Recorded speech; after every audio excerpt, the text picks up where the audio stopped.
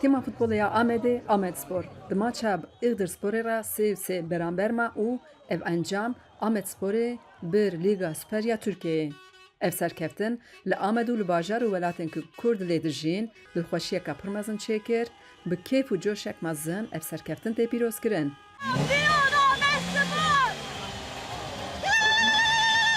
Maça kul îdirê leyîst li Amedê jî li meydanên bajêr bi zindî hate temaşekirin. Ji her temenî rûniştvan li meydanên bajêr bûn û piraniya wan jî bi malbatî hatibûn. Amedspor ne takım ki tenî yani Amedspor gelkî temsil dike. O em ji bo wî nasnama xwe jî hatine ne ji bo navê Amedê hatin yani em werbêjin. Amed memlekete, iradeye, özgürlüğe, her tişte yani.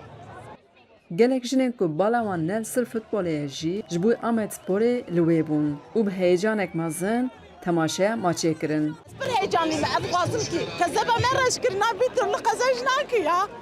Şampiyon Ahmet. اصل مریم ناموسا مریم شرفا مرو آمد سپورجی اصل می ناموسا می ام جبوی خو هاتنه ام سر کتنه خود خازر Me ji alîgirê Amedsporê pirsî ka ev tîm ji bo wan çi îfade dike. Ji takımekî wêdetir ruhê gelekî îfade dike. Bi rastî Amedspor ne Amedê ne va Diyarbekirê ev hemû Kurdaye. Çiqa Kurd hebin Amedspor ev Kurdaye. Navê me Diyar, ez û pismamê xwe ne ji Erxenî îro ji boy Amedê, boy şampiyonluğa Amedê em hatine vê deram. İnşallah em ê bi ser bikevin, em ê cewaba derseva wal faşîst em ê bidin. RPG Amedspor. Yeah, I came here from America. Ez ji Amerîkayê hatime, bi rastî ez ji Amedsporê û alîgirên wê hez dikim.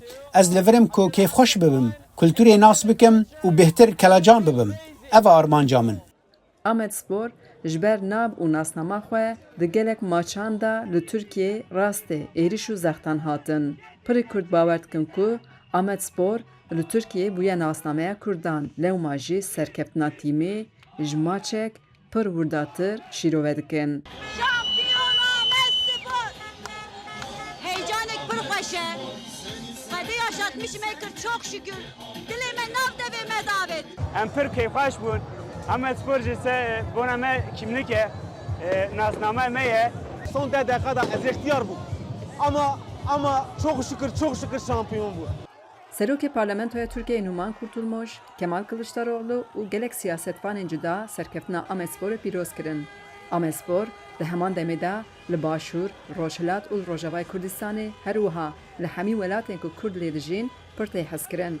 Serokê Herêma Kurdistanê Nêçîrvan Barzanî û tîma navdar a Kurdistanê Zaxospor Amedsporê pîroz kirin.